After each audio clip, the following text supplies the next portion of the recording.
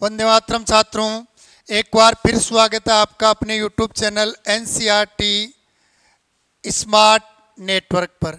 बच्चों, जहाँ हम बात पढ़ रहे थे हम एल्कोहल, फिनोल और ईथर। और एल्कोहल, फिनोल और ईथर में हमने एल्कोहल, फिनोल और ईथर का सामान्य अध्ययन, इनका वर्गीकरण पढ़ा था। उसके बाद हमने इनके साधारण नामकरण और आईयूपीएसी नामकरण पढ़े थे।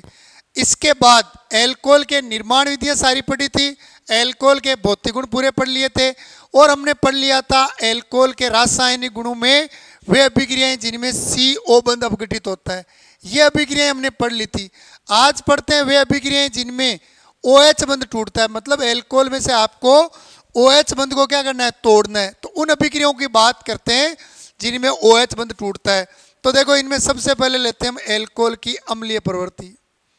एल्कोहल की अम्लीय प्रवृत्ति। तो देखो, जो एल्कोहल में अम्लीय प्रवृत्ति की बात क्यों कर रहे हैं, क्योंकि हम अभिक्रियाएं वो पढ़ रहे हैं जिनमें OH बंध टूटेगा, और OH बंध टूटेगा मतलब H+ मुक्त होगा।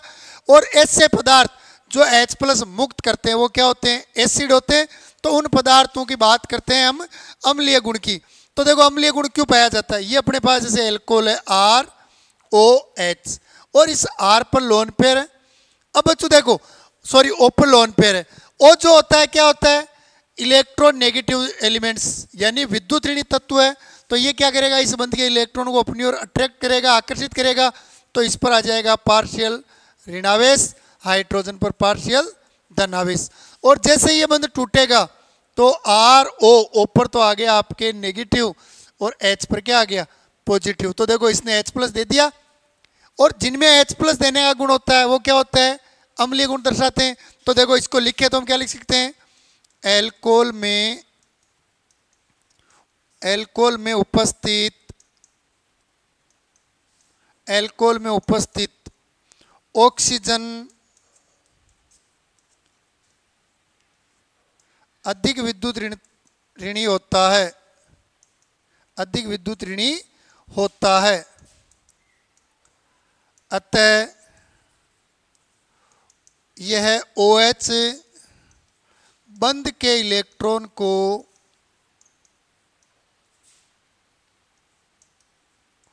अपनी ओर आकर्षित करता है, अपनी ओर आकर्षित करता है, जिससे OH बंध टूट जाता है तथा एल्कोहल H+ मुक्त कर देते हैं, मुक्त कर देते हैं। अतः एल्कोहल में अम्लीय गुण पाया जाता है, अतः एल्कोहल में अम्लीय गुण पाया जाता है। यह एल्कोहल के अम्लीय गुण का कारण है। तो एल्कोहल अम्लीय गुण क्यों दर्शाता है, क्योंकि एल्कोहल में जो OH है उस OH में ऑक्सीजन अधिक विद्युत ऋणी होता है, इसलिए इस बंध के इलेक्ट्रॉन को ही अपनी ओर लेगा। और इलेक्ट्रॉन को जब अपनी ओर लेगा तो अट्रैक्शन लगने के कारण बंध टूट जाएगा, यानी H+ मुक्त। और H+ देते वो क्या होते हैं, अम्लीय। एक बार हल्का सा स्क्रीनशॉट लो इसका, ठीक है। अब देखो, ये तो हो गया अम्लीय गुण। अब आपको देखना है इसके अम्लीय गुण को प्रभावित करने कैसे, आप कैसे कह सकते हो कि एल्कोहल में अम्लीय गुण पाया जाता है। इसको प्रदर्शित करने के लिए, इसकी व्याख्या करने के लिए आपको कोई दो रिएक्शन बतानी है। तो सबसे पहले लेते हैं हम सक्रिय धातुओं से क्रिया। सक्रिय धातुओं से क्रिया। बच्चों, सक्रिय धातुओं की बात करें हम तो सक्रिय धातुओं से अपना सीधा मीनिंग होता है ऐसी धातुएं जिनकी क्रियाशीलता क्या होती है, बहुत ज़्यादा होती है। और धातुओं की क्रियाशीलता उनके आयनन विभव, आयनोजेशन पोटेंशियल या आयनन ऊर्जा के आधार पर देखते हैं। आयनन विभव या आयनन ऊर्जा या आयनन एंथैल्पी, आयनन एंथैल्पी से इनके आधार पर देखी जाती है। और ऐसे धातु जिनके लिए आयनोजेशन पोटेंशियल ज़्यादा होता है उनकी रिएक्टिविटी या क्रियाशीलता क्या होती है, कम। और जिनकी आयनन एंथैल्पी या आयनन विभव कम है उनकी क्रियाशीलता क्या है, ज्यादा। भाई आयनन विभव यानी गैसीय प्रावस्था में किसी मेटल या किसी एलिमेंट्स के संयोजकोश में से एक इलेक्ट्रॉन को त्यागने के लिए जो ऊर्जा चाहिए। अब अगर इलेक्ट्रॉन को त्यागने में ऊर्जा कम चाहिए मतलब जल्दी टूटेगा इलेक्ट्रॉन, और ऊर्जा ज्यादा चाहिए मतलब लेट टूटेगा, तो जो जल्दी इलेक्ट्रॉन देगा वो क्या होगा, अधिक क्रियाशील, यानी उसकी आयनन एंथैल्पी क्या होगी, कम। और अपने सक्रिय धातुएं होती कौन कौन सी है, तो सक्रिय धातु में आपके सार धातुएं और सारी मर्दा धातुएं आ जाती है, lithium, sodium, potassium, rubidium, caesium, magnesium, इनके अलावा एल्यूमिनियम, ये अपने क्या है आपके सक्रिय धातुएं। तो देखो एल्कोहल के अम्लीय गुण को देखने के लिए इनसे क्रिया करवाते हैं। ये लिया हमने एल्कोहल ROH, इसकी क्रिया करवाता हूं मैं सोडियम के साथ। अब देखो ये क्रिया होगी कैसे, वो देखो इस बंध के इलेक्ट्रॉनों को ऑक्सीजन अपनी ओर लेगा, ये जैसे अपनी ओर लेता है तो इस पर पार्शियल ऋणावेश, इस पर पार्शियल धनावेश। अब देखो बच्चों सोडियम क्या है, सोडियम अपने पास उदासीन है, और उदासीन तो ना तो पॉजिटिव पर जुड़ता है और ना ही नेगेटिव पर, तो होता है क्या यहाँ पर देखो ये सोडियम जो है ये इलेक्ट्रॉन त्याग कर सोडियम धनायन बना लेता है। यहाँ पर हम 2 सोडियम लेते हैं तो 2 सोडियम धनायन बन जाएंगे और 2 इलेक्ट्रॉन, या हम एल्कोहल भी 2 लेते हैं तो देखो अब क्या हुआ, ऑक्सीजन पर माइनस है उस पर तो Na+ जुड़ जाएगा और अपने पास ये बन जाएगा RONA। चूंकि RO 2 है तो दोनों Na जुड़ जाएंगे, शेष क्या रह गया H+। अब देखो ये H+ जो है सोडियम ने जो इलेक्ट्रॉन त्यागा उसको ग्रहण करके H मुक्त मूलक बना लेगा, दूसरा हाइड्रोजन भी एक इलेक्ट्रॉन ग्रहण करके H मुक्त मूलक बना लेगा, और ये देखो दोनों हाइड्रोजन मुक्त मूलक आपस में जुड़ जाएंगे और बना लेंगे क्या H2। तो इस अभिक्रिया में बन गया क्या, ये अभिक्रिया हो गई। तो जब हमने एल्कोहल की क्रिया किससे करवाई, सोडियम धातु के साथ, किससे करवा रहे हैं, सोडियम धातु के साथ, तो देखो अपने बन गया क्या, सोडियम एल्कोऑक्साइड और साथ में H2 बाहर चला गया। अब यहां पर अपने को H2 दिखाई दे रहा है, लेकिन देखो सोडियम एल्कोऑक्साइड के साथ जो H2 बना है एल्कोहल में से तो ये H+ ही बाहर निकला है, मतलब एल्कोहल H+ दे रहा है, और जो H+ देते हैं वो क्या होते हैं, एसिड। मतलब सक्रिय धातुओं की क्रिया में ये सिद्ध होता है कि एल्कोहल H+ मुक्त करता है, जिससे ये पता चलता है कि इसमें क्या पाया जाता है, अम्लीय गुण। एक बार स्क्रीनशॉट लो इसका भी, क्लियर। देखो इसके बाद आगे देखते हैं, इसी में नेक्स्ट ले लेते हैं अम्लीय गुण को प्रदर्शित करने के लिए सारकों से क्रिया, सारकों से क्रिया। देखो सारकों से क्रिया करवाते हैं, सारकों में सक्रिय धातुओं के हाइड्रोक्साइड ले लेते हैं। ये लिया मैंने एल्कोहल ROH प्लस ये लिया NaOH। देखो हम वो रिएक्शन पढ़ रहे हैं जिनमें ये बंध टूटेगा OH, तो यहाँ से H बाहर चला जाएगा और यहाँ से OH, ये दोनों आपस में जुड़ जाएंगे। देखो कैसे, ऊपर पार्शियल ऋणावेश आएगा, हाइड्रोजन पर पार्शियल धनावेश, सोडियम और ऑक्सीजन बंध को तोड़ोगे तो ऊपर पार्शियल ऋणावेश, Na पर पार्शियल धनावेश। तो देखो धनावेश किस पर जुड़ गया, ऋणावेश पर, और ऋणावेश जुड़ जाएगा धनावेश पर। तो इस RO नेगेटिव पर तो जुड़ गया Na पॉजिटिव, और OH नेगेटिव पर जुड़ गया H पॉजिटिव। तो ये तो बन गया जल, ये बन गया आपके सोडियम एल्कोऑक्साइड। देखो बन क्या रहा है, सोडियम एल्कोऑक्साइड साथ में जल, और यहाँ सोडियम एल्कोऑक्साइड आपके क्या लवण है, लवण और जल बन रहा है। और लवण और जल कब बनता है, जब आप एसिड की क्रिया किससे करवाते हो, सार के साथ। तो देखो NaOH तो आपने सार लिया है और ये अल्कोहल है, यानी यहाँ अल्कोहल किसका काम कर रहा है, अम्ल का, इसीलिए तो लवण और जल बन रहा है। या हम कह सकते हैं कि इस अभिक्रिया में एल्कोहल H+ दे रहा है, इसका तात्पर्य यह हुआ कि एल्कोहल में अम्लीय गुण पाया जाता है। क्लियर, स्क्रीनशॉट लो, ठीक है। अब देख लेते हैं इसी में आगे अभिक्रिया, एस्ट्रीकरण अभिक्रिया। OH बंध टूटने वाले में यह अपने एस्ट्रीकरण अभिक्रिया, एस्ट्रीकरण रिएक्शन। तो देखो बच्चों एस्ट्रीकरण अभिक्रिया की बात करें तो कोई भी ऐसी रासायनिक अभिक्रिया जिसमें एस्टर का निर्माण होता है उसे कहते हैं एस्ट्रीकरण अभिक्रिया। तो जिन रिएक्शन में एस्टर का निर्माण होता है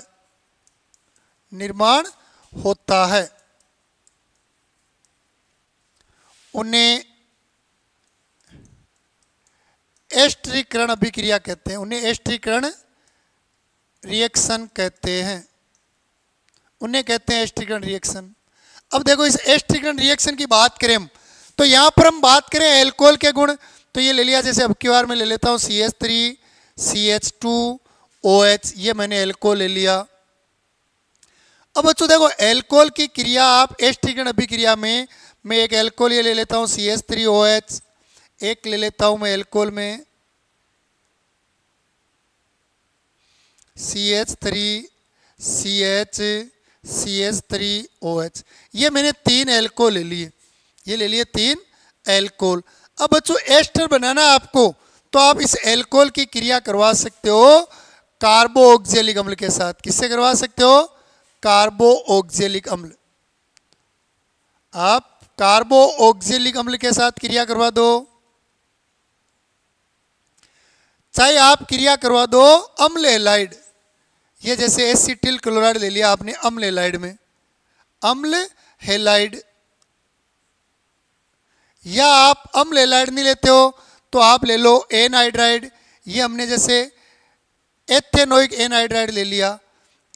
इन तीनों में से आप किसी के साथ क्रिया करवा दो, चाहे कार्बोऑक्जेलिक अम्ल के साथ करवा दो एल्कोहल की क्रिया, चाहे आप अम्ल हैलाइड के साथ करवा दो एल्कोहल की क्रिया, और चाहे आप एनहाइड्राइड के साथ करवा दो, तीनों ही क्रियाओं में एस्टर बनाएंगे। कैसे बनाएंगे सुनो, इसको समझो। देखो आप ये लेते हैं, हम इस बंध को तोड़ते हैं, तो देखो हम उन अभिक्रियाओं की बात करें जिनमें ये OH बंध तोड़ेंगे, और जिनमें हम ये OH बंध तोड़ेंगे तो देखो OH बंध टूटेगा तो ऊपर पार्शियल ऋणावेश, हाइड्रोजन पर पार्शियल धनावेश। अब यहां पर देखो, यहां हम क्या करते हैं, इस CO बंध को तोड़ते हैं, तो इस O पर नेगेटिव और C पर क्या आ गया? पॉजिटिव। अब दोनों को जोड़ दो, तो देखो नेगेटिव पर तो जुड़ेगा कौन? पॉजिटिव। पॉजिटिव पर जुड़ेगा कौन? नेगेटिव। तो देखो H और नेगेटिव है, इस पर आकर कौन जुड़ गया? H। तो ये बन गया आपके पास जल। शेष क्या रह गया? देखो ये CH3, ये आगे C डबल बॉन्ड O। अब इस C पर देखो पॉजिटिव चार्ज है, इस पर ये नेगेटिव आके जुड़ जाएगा, तो ये जुड़ गया साहब O आके, और O पर कौन जुड़ा हुआ है? CH2 CH3, और ये आपके क्या बन गया? जल के अलावा एस्टर। तो जिन अभिक्रियाओं में एस्टर बनता है वो एस्टीकरण। तो आप जब एल्कोहल की क्रिया कार्बोऑक्सिलिक अम्ल से करवाते हो तो एस्टर और जल बनता है, जिसे एस्टीकरण अभिक्रिया कहते हैं। ये देखो एल्कोहल, अपने को ये बंध तोड़ना है OH बंध, तो ऑक्सीजन पर क्या आएगा? पार्शियल ऋणावेश, हाइड्रोजन पर पार्शियल धनावेश। ठीक है, इसी प्रकार ये देख लो। अब यहां पर कार्बन क्लोरीन बंध को तोड़ोगे तो क्लोरीन पर माइनस, कार्बन पर क्या आएगा? प्लस। आपको करना क्या है? प्लस को तो जोड़ दो माइनस पर, और माइनस को जोड़ दो आप प्लस पर। तो देखो बन गया क्या अपने पास भाई? H पर Cl जुड़ जाएगा तो HCl बन जाएगा, हाइड्रोक्लोरिक अम्ल या हाइड्रोजन क्लोराइड। शेष क्या रह गया? देखो ये रह गया अपने पास CH3 C double bond O, और इस C पर प्लस पर देखो कौन जुड़ रहा है? O, जिस पर क्या जुड़ा हुआ है? CH3। तो ये बन गया आपके पास एस्टर। इसी प्रकार ये अभिक्रिया देख लो, यहां पर देखो एक बार इसको मैं ऐसे लिख देता हूं OH। अपने को ये OH बंध तोड़ना है, तो इलेक्ट्रॉन ऑक्सीजन पर आएंगे तो यहाँ नेगेटिव, हाइड्रोजन पर पॉजिटिव। इस बंध को तोड़ दो, चाहे इस बंध को तोड़ दो, तो इस बंध के इलेक्ट्रॉन ऑक्सीजन लेगा, इस पर नेगेटिव, कार्बन पर पॉजिटिव। तो देखो इस पॉजिटिव को जोड़ देता हूँ मैं इस नेगेटिव पर, और इस नेगेटिव को जोड़ दो आप इस पॉजिटिव पर। तो देखो CH3 के आगे जुड़ा हुआ है C डबल बॉन्ड O, और इस C पर देखो कौन आके जुड़ रहा है? O आके जुड़ रहा है, जिस पर पहले से क्या जुड़ा हुआ है? CH, और इस CH पर 2 CH3 जुड़े हुए हैं। तो ये बन गया आपके एस्टर। और इसमें साइक प्रोडक्ट के रूप में क्या बन रहा है वो भी देख लो आप। ये अपने जो अभिक्रिया है, इस अभिक्रिया में देखो साइक प्रोडक्ट के रूप में देख लेते हैं। तो यहाँ पर देखो ये बन गया। अब हम इस CH3 CO पर O पर किसको जोड़ रहे हैं? H को। तो ये CH3 C double bond O पर आकर जुड़ गया H, तो ये बन गया कार्बोऑक्जेलिक अम्ल। क्लियर? तो देखो जब आप एल्कोहल की क्रिया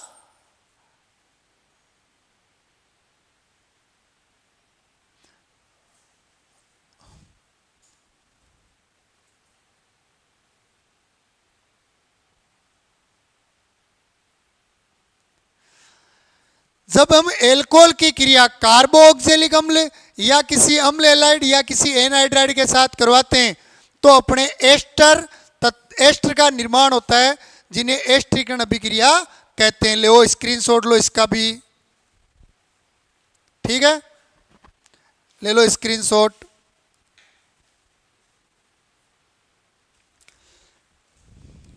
ये हो गई बच्चों आपके वो अभिक्रिया जिनमें OH बंध टूटता है। तो देखो एल्कोहल की हमने वो अभिक्रिया देख ली जिनमें CO बंध टूटता है, और ये आज देख ली हमने वे अभिक्रिया जिनमें OH बंध टूटता है। अब वो अभिक्रिया देखते हैं जिनमें ये दोनों बंध टूटते हैं। तो अब देखते हैं वे रिएक्शन जिनमें OH और CH बंध टूटता है। नंबर 3 ले लेते हैं, वे रिएक्शन जिनमें R O बंध तथा OH बंध दोनों अपघटित होते हैं, दोनों अपघटित होते हैं। यह बहुत ही ज्यादा महत्वपूर्ण अभिक्रिया अभी जो पढ़ रहे हैं हम, अब ये अभिक्रिया पढ़ रहे हैं बच्चों। इसमें नंबर 1 लेते हैं हम निर्जलीकरण अभिक्रिया। सबसे पहले कौन सी लेते हैं? निर्जलीकरण अभिक्रिया। देखो निर्जलीकरण, निर्जल मतलब बिना जल के, तो निर्जलीकरण रिएक्शन उन रिएक्शन को कहते हैं जिनमें जल क्या होता है? बाहर निकलता है। तो देखो जो निर्जलीकरण एल्कोहल में क्या होता है, आपको निर्जलीकरण करना है। तो निर्जलीकरण में आप देखो ये ले लिया, जैसे मैंने एथेनॉल CH3 CH2OH। अब मेरे को इसका निर्जलीकरण करना है तो मेरे को लेना है सांद्र अम्ल। तो मैंने ले लिया H2SO4, सांद्र H2SO4 को ले लिया मैंने उपस्थिति के रूप में। ये मैंने एक और ले लिया एथेनॉल CH3 CH2OH, और यहाँ पर ले लिया मैंने सांद्र H2SO4। अब बच्चों देखो ये 2 क्यों लिखी है मैंने, उसका कारण बताता हूँ। अगर मैं टेम्परेचर लेता हूँ, इसको गर्म करता हूँ मैं 433 से 443 केल्विन ताप पर, इतने ताप पर अगर मैं इसको गर्म करता हूँ तो मेरे यहाँ पर एल्कीन बनेगी। क्या बनेगी? एथेनॉल से एथीन। एथेनॉल से क्या बनेगी? एथीन। कैसे? देखो मैं क्या करता हूँ, इस H को ऐसे लिख देता हूँ बंद बनाकर। ये मैंने H पर ये बंद बनाकर लिख दिया ऐसे। अब यहाँ से क्या होगा, ये अपने पास देखो मैंने अभी बताया आपको, एक तो ये टूटेगा आपके OH बंद और एक टूटेगा H बंद। तो देखो यहाँ से ये तोड़ दिया मैंने OH बंद, ये बाहर चला जाएगा OH। तो ऑक्सीजन पर क्या आएगा? पार्शियल ऋणाइन, और इस पर क्या आएगा? पार्शियल धनाइन। अब देखो इसको थोड़ा सा, इस H को अलग लिखने की जरूरत नहीं है मेरे को, इसको तो मैं है वैसे लिख देता हूँ। यहाँ से H को बाहर लिख देता हूँ मैं। तो देखो ये H2 और ये H। अब देखो इस बंध को तोड़ देता हूँ, तो देखो यहाँ पर क्या होगा, इस बंध को तोड़ेंगे तो इस बंध के इलेक्ट्रॉन कार्बन अपनी ओर लेगा, तो इस पर पार्शियल ऋणाइन, इस पर पार्शियल धनावेश। तो देखो ये माइनस और ये प्लस जो है ये दोनों आपस में जुड़ जाएंगे और अपने क्या बन जाएगा? ये जल बन जाएगा। तो निर्जलीकरण मतलब जल तो आपको बाहर निकालना ही है। अब शेष क्या रह गया? देखो यहाँ पर रह गया अपने पास CH2 सिंगल बॉन्ड CH2। अब देखो इस कार्बन पर माइनस है, इस पर प्लस है, तो दोनों आपस में डबल बॉन्ड बना लेंगे, तो ये बन गया एथीन। लेकिन ये कब बनेगा? जब आपको टेम्परेचर 433 से 43 केल्विन दिया हो। या देखो कई बार क्या होता है, इसको सेंटीग्रेड में दे दे तो 273 घटा के देख दो, इसमें से 0, यह आ जाएगा आपके 13 में से 7 निकाल दो तो कितने रह जाएंगे? 13 में से 7 जाएंगे तो 6, और ये 160 से 170 डिग्री सेंटीग्रेड।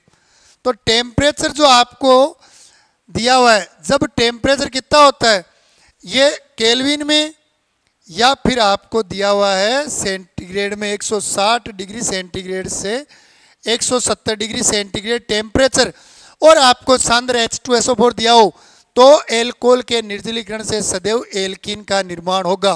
क्लियर? लेकिन बच्चों देखो अगर आपको टेम्परेचर दिया हुआ कितना है?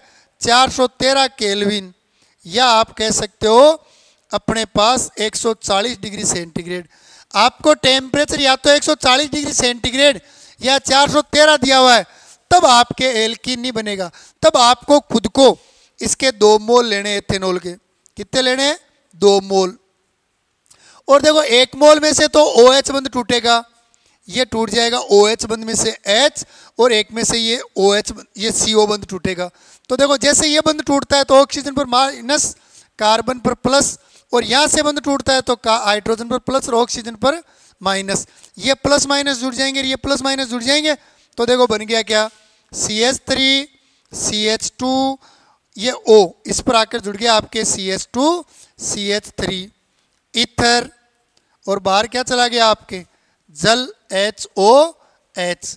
तो देखो आपको निर्जलीकरण में ध्यान क्या रखना है, आप एल्कोहल का निर्जलीकरण करने के लिए उपस्थिति में लगो सांद्र H2SO4 को, और टेम्परेचर अगर 413 केल्विन या 140 डिग्री सेंटीग्रेड दिया होता है तो ईथर बनेगा, और 433 से 443 केल्विन यानी 160 से 170 डिग्री सेंटीग्रेड है तो आपके एल्कीन बनेगा। अब जब अपने अर्ध रिएक्शन आती है तो इसमें ये 2 मोल दिए हुए नहीं मिलते हैं, ये 2 मोल आपको ही लेना है, क्योंकि ईथर बनाने के लिए आपको एल्कोहल के 2 मोल चाहिए, और अगर एल्कीन बनाना तो 1 ही मोल चाहिए।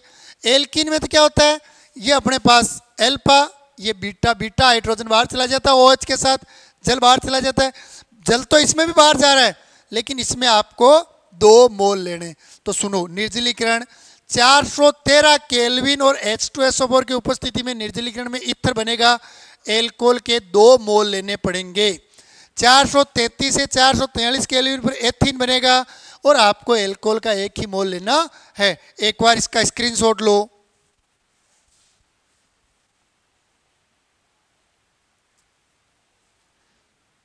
ठीक है, अब देख लेते हैं इसके बाद देख लेते हैं हम इसकी क्रियाविधि, निर्जलीकरण की क्या देख लेते हैं, क्रियाविधि। तो देखो निर्जलीकरण की क्रियाविधि देखते हैं हम, मैकेनिज्म निर्जलीकरण की, निर्जलीकरण की क्रियाविधि। अब देखो निर्जलीकरण की क्रियाविधि में सबसे पहले देखते हैं एथीन निर्माण की क्रियाविधि। एथीन निर्माण हेतु क्रियाविधि, यानी एल्कोहल के निर्जलीकरण में, एल्कोहल के निर्जलीकरण की क्रियाविधि देख रहे हैं, और एल्कोहल के निर्जलीकरण में भी एथेन के निर्माण हेतु क्रियाविधि देख रहे हैं।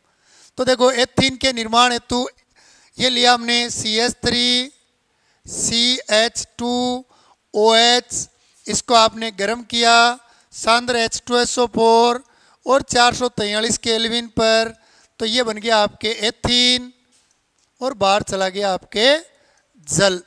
अब ये एथीन और जल बना कैसे वो देखते हैं हम। इस अभिक्रिया में एथीन और जल का निर्माण जो हुआ है वो कैसे हुआ है इसको देखते हैं हम। ठीक है, तो देखो एथीन और जल के निर्माण में सबसे पहले क्रियाविधि लिखते हैं हम स्टेप फर्स्ट। बच्चों स्टेप फर्स्ट में आपको वही प्रोटोनन करना है, इसमें क्या करना है, प्रोटोनन। स्टेप फर्स्ट H+ का योग, H+ का योग या प्रोटोनन, प्रोटोनन। अब बच्चों अपने पास एक ही अभिकारक है तो वही लेना है, तो ये ले लिया मैंने CH3 CH2OH। ठीक है, अब देखो इस पर H+ का योग करवाना अपने को, लेकिन अपने को H+ का योग करवाने के लिए H+ चाहिए तो वो ले लेते हैं हम H2SO4 से। तो देखो इस H2SO4 को जब तोड़ते हैं तो ये टूटता है H+ और HSO4 माइनस में, तो यहाँ से H+ आ जाएगा। अब देखो पहले H2SO4 को तोड़ के बताता हूँ। भाई अपने पास H2SO4 की संरचना देखो ये होती है HOS double bond O double bond O single bond O और H। इस ऑक्सीजन की विद्युत ऋणात्मकता ज़्यादा है तो इलेक्ट्रॉन ये लेगा, पार्शियल ऋणावेश पार्शियल धनावेश, तो क्या हो गया H+ और ये बन गया आपके पास O-, S double bond O double bond O OH। तो देखो अब इनको लिख देते हैं, तो ये बन गया आपके H, फिर आएगा S। जब यौगिक लिखते हैं तो उसमें हम एटम्स जो होते हैं आपको उनको इलेक्ट्रोनेगेटिविटी के क्रम में लिखते हो, तो हाइड्रोजन की सबसे कम है यानी ये धनायन का काम कर रहा है, फिर सल्फर और अब O कितने हैं 4 और ये एक नेगेटिव चार्ज, तो ये H+ और HSO4 माइनस बन गया। तो देखो अब इस H+ का आक्रमण करवाना है, तो देखो H पर प्लस है मतलब ये यहाँ पर इलेक्ट्रॉन सने का काम कर रहा है, और ऑक्सीजन पर लोन पेयर है मतलब ये लुईस के अनुसार इलेक्ट्रॉन युग्म दे सकता है, और जो इलेक्ट्रॉन युग्म दे सकते हैं यानी जो लुईस सार होते हैं वो क्या होते हैं नाभिक से नहीं, तो ये अपना पूरा इलेक्ट्रॉन युग्म हाइड्रोजन को दे देगा। तो देखो जैसे ही हाइड्रोजन इलेक्ट्रॉन युग्म लेगा तो CH3 CH2 इस O ने अपना H इलेक्ट्रॉनिक में H को दे दिया। अब देखो O दे रहा है, H ले रहा है, तो H ले रहा है तो इस पर माइनस आएगा, और प्लस है तो उदासीन हो गया। O दे रहा है तो ऊपर क्या आएगा, प्लस। तो ये बन गया आपके प्रोटोनिकृत एल्कोहल, प्रोटोनिकृत एल्कोहल। क्लियर? पहला पद प्रोटोनिकृत एल्कोहल। एक बार स्क्रीनशॉट लो जल्दी से इसका। अब बच्चों दूसरा पद लिखते हैं इसमें। अब लिखते हैं इसमें हम स्टेप सेकंड, ये अपने एल्कोहल के निर्जलीकरण के सेकंड स्टेप लिखते हैं। इसको यहाँ रख देता हूं मैं ताकि वापस देखना पड़े तो देख लो आप। ठीक है, अब देखो स्टेप सेकंड लिखते हैं हम। बच्चों स्टेप सेकंड होता है आपके जल का निष्कासन। जल का निष्कासन, आपको जल का निष्कासन करना है, H2O बाहर निकालना है। किसमें से? जो आपने प्रोटोनिकृत एल्कोहल बनाया है। तो ये ले लिया, देखो मैंने CH3, CH2, ये O, ये H और ये H, और इस पर ये प्लस का चिन्ह है। अब बच्चों O पर प्लस है, इसका मतलब क्या है? ऑक्सीजन पर इलेक्ट्रॉन डेंसिटी कम है, तो ये क्या करेगा, अपनी इलेक्ट्रॉन डेंसिटी की पूर्ति के लिए, इलेक्ट्रॉन घनत्व की पूर्ति के लिए इस बंध के इलेक्ट्रॉन को अपनी ओर लेगा। तो इस पर तो नेगेटिव और इस पर क्या आ जाएगा, पॉजिटिव। जैसे ही बंध टूटेगा तो CH3, CH2 पर तो पूरा प्लस अपने, अच्छा सॉरी, जल को बाहर निकालना, हमने हाइड्रोजन बंध को तोड़ दिया। एक मिनट रुको, यहाँ देखो थोड़ा सा जल निष्कासन करना है। तो देखो ये अपने पास जैसे CH3, CH2, OH और ये H है। ऑक्सीजन पर इलेक्ट्रॉन घनत्व में कमी है, तो ये इस बंध के इलेक्ट्रॉन को अपनी ओर लेगा। तो ऑक्सीजन पर आंशिक ऋण चार्ज और कार्बन पर आंशिक धन। जैसे ही बंध पूरा टूटता है तो देखो CH3, CH2 पर तो पूरा कंप्लीट प्लस आ जाएगा, और ऑक्सीजन पर पूरा माइनस। ऑक्सीजन पर चूंकि पहले से क्या है, प्लस है, तो ये तो उदासीन हो जाएगा। तो ये जल बाहर चला गया और आपके क्या बन गया, कार्बोकेटाइन। अब स्टेप 3 देख लेते हैं। बच्चों स्टेप 3 में क्या करते हैं हम, वी प्रोटोनन या H+ का निष्कासन, H+ का निष्कासन ये करना है। बच्चों देखो ये अभिक्रिया जो है, जहां हमने एथीन से अल्कोहल का निर्माण किया था, सेम उसी प्रकार है। अंतर क्या है, उसमें दूसरे पद में जल का योग किया था, यहाँ दूसरे पद में जल का निष्कासन। पहला पद वहां पर भी H+ का योग था, यहाँ पर भी H+ का योग है।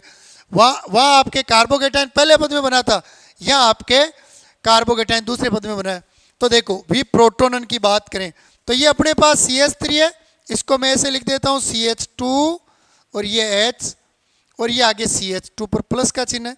अब देखो इस पर प्लस का चिन्ह है, तो ये इसके प्रेरणिक प्रभाव के कारण इस बंध के इलेक्ट्रॉनों को ये कार्बन क्या करेगा, या ग्रहण करेगा। इस पर घनत्व कमी है, जब इस पर घनत्व कम है तो ये क्या करेगा, इलेक्ट्रॉन घनत्व ये खींचेगा इधर, ये लेगा तो ये इधर से लेगा, तो इस पर आंशिक ऋण चार्ज, इस पर आंशिक धन चार्ज।